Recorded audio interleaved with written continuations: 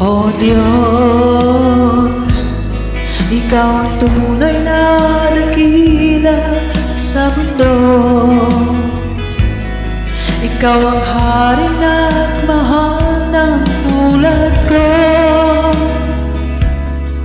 Ginawa mo lahat, pag-ibig mo ay tapat at wagas.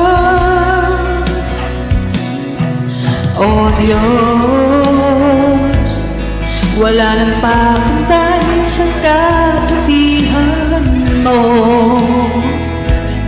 Ang ngalan mo'y itataas sa buhay ko.